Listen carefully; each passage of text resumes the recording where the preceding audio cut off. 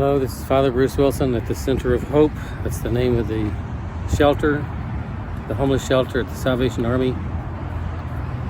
And this is the 6th video of People Experiencing Homelessness, voice of People Experiencing Homelessness in Corpus Christi. And the name of this video is What Can Be Done?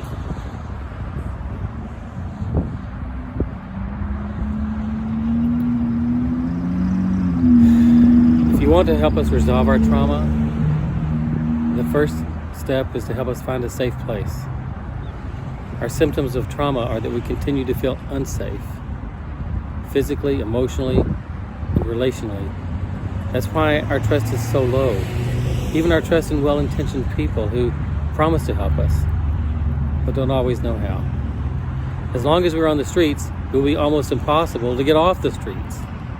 All the requirements for getting off the streets: an official photo ID, a social security card, birth certificate, voter's registration, food stamps, a county clinic card, prescription medications, the living conditions needed to follow a medical regimen as prescribed, an address to give to a potential employer, a job.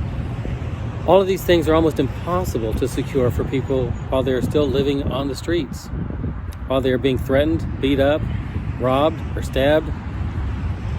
Housing is not the end game. Housing is just the beginning of putting our lives back together.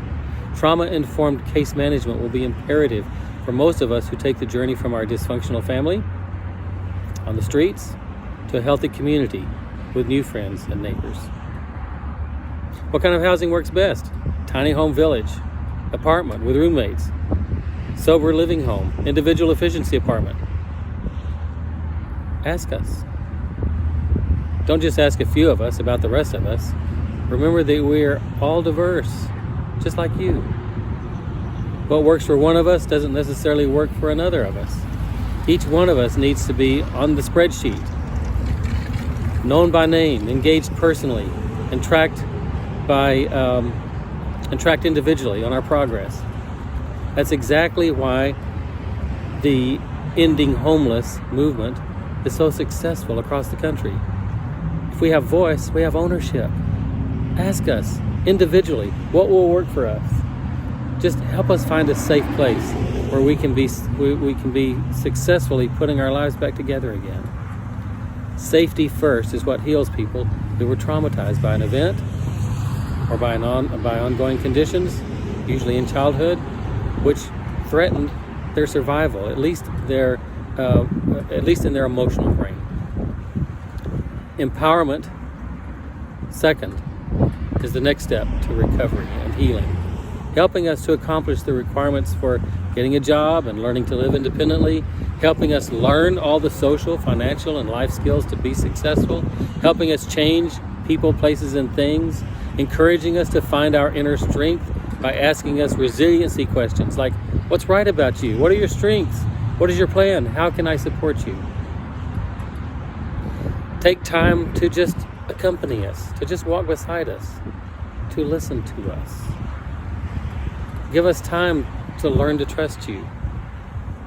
You never know how or when we will be triggered again by a something, and anything, and nothing.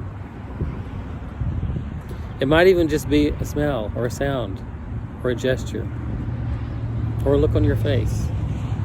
Learning to trust you is a process. Learning to trust life is a process. Please keep coming back. Don't give up on us. If you listen to us before you try to help us, if you include us and involve us, if you take things one step at a time, we will have ownership in the process of change. Talking about us without us is the best way to lose us. Don't act like you know what's best for us from your ivory tower. Get to know us. Walk a mile in our shoes. Hear our stories. See our inner hearts. Don't just judge us by our outward behavior. Don't act like we're invisible or stupid. Get to know us. At least see us. Here's something that might help. It builds on a simple but powerful prayer based on the Zulu word "Sawubona," which means I see you. It's a prayer some of us use in our meetings of the peer advocate team of the helping homeless community.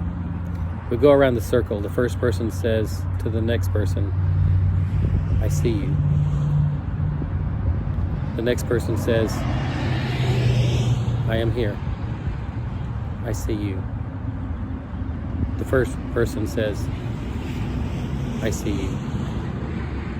And we go around the circle and we see each other. We're so often invisible. Please see us. Not just on the outside, but on the inside.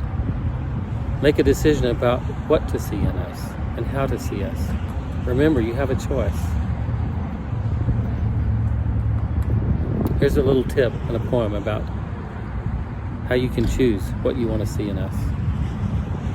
The tip, we're complex, just like you are. We all have a self that is a mask that we present to others. It can be self-sufficient or tough or angry or complacent, while on the inside is a self that is scared, vulnerable, and worried, and needy. We're not one thing or another, just like real people. Here is a poem that captures two different ways you can choose to see us. One way leads to judgment and shaming. The other to love and compassion. One way pushes us further away. The other draws us closer to you. One way is life-giving. The other way leads to death and destruction. The name of the poem is You See, I See. You see heroin. I see low self-esteem. You see cocaine. I see fear. You see alcohol. I see social anxiety. You see track marks. I see depression. You see a junkie. I see someone's son. You see a prostitute. I see someone's daughter caught in addiction. You see self-centeredness. I see the disease. You see a pillhead. I see overprescribing of opiates. You see someone unwilling to change. I see someone who hasn't connected with them yet. You see denial. I see someone hurting. You see someone nodding out. I see God showing us they need help. You see the end. I see the beginning. You see a dope fiend. I see a future success story. You see them. I see me.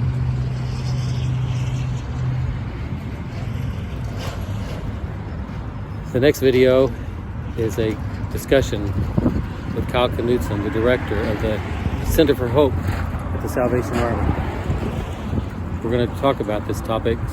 So one more video to go, a bonus video, the interview with Kyle. I'll see you there.